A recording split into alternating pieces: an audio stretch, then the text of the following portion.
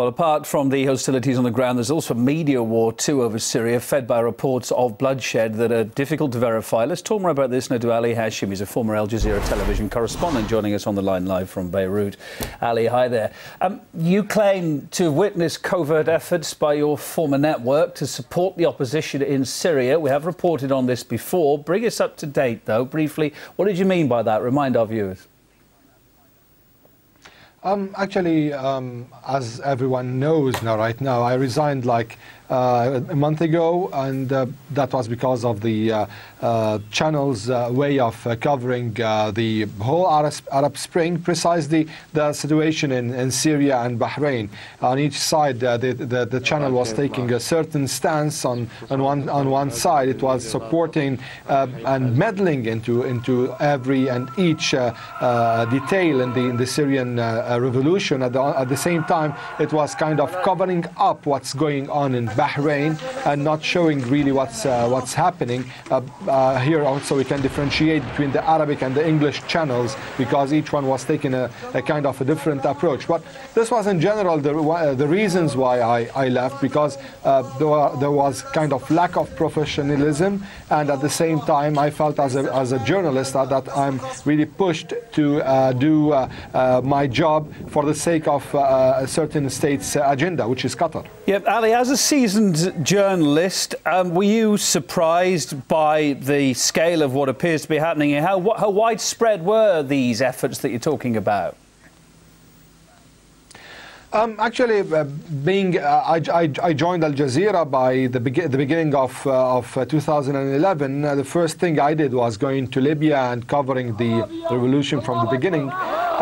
Things were going on smoothly and normally. It was the first experience in such places. I mean, revolutions, because I've covered wars before, but not a revolution. But when we came back from Libya, and after all what we saw over there, it was covering the Syrian crisis, and here things started to be clearer and more blatant. So we went to the borders between Lebanon and Syria, and it was normal that we should say what we are saying. Over there, it was obvious that there were militants entering from the Lebanese borders to Syria and clashing with the Syrian army that was actually away from the borders like 3 kilometers. At that time, we were able to spot these militants, and we took some footage of those people. And later on, the channel refused to air these pictures, and I was asked to forget about these militants, and I was asked to leave the whole area back to Beirut. And Ali, the channel was also, please correct me if I'm wrong, was also, I gather, helping the rebels, the opposition, get their message back to the station. How are they doing that? Actually, there are several ways and means. By the way, everyone who has his own agenda have the right to do whatever he wants, as far as he's saying that he is serving a certain agenda. You're not going to say I'm a professional, I'm unbiased, impartial, for example, whatever objective, and at the same time you're serving an agenda. What happened that they were helping the rebels.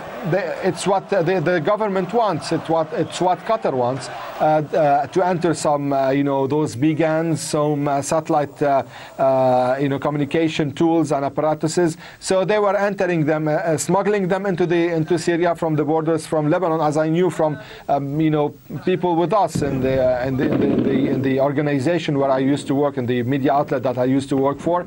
One of the people who was given like $50,000 at the beginning of the revolution to smuggle a so-called, they called a BGAN, which is used for satellite communication in order to show the picture from inside. So this is one of the things that the channel did in the beginning of the revolution. Okay. I said it's their right to do whatever they want, as far as they're saying that they are serving a certain agenda. All right, we've heard your allegations there, but I mean, more generally, what effect does media coverage have on events like we've seen unfolding in Syria? How's it affecting the Syria conflict? How's it helping it unfold or not? let me be clear regarding media coverage of Syria. The media coverage of Syria, showed in a clear way that the Arab media precisely. Later on, we'll talk about the Western media, but the Arab media precisely is divided. It's kind of a partisan media. Each party have his own media that is showing part of the reality. I can say it's not a matter of lying to people, rather than showing half of the reality and then leaving the other half. And this is, what the agendas want. So the problem is people are being misled by media in a way or another on both sides. I'm not saying on one side. On both sides, people are being misled by media. On one side, it's kind of concentrating on showing that the army is killing people and civilians and innocent people, etc., etc., etc., without showing that there are militants also fighting the army and killing also civilians from the other sides, those who support the Syrian regime. At the same time, the official media also was trying to show that there were only militants who are fighting the regime, and there were no people who are asking for freedom and reforms in the country. Ali, thanks for taking the time to be on the programme. Ali Hashim, journalist and former correspondent with Al Jazeera television. Thank you.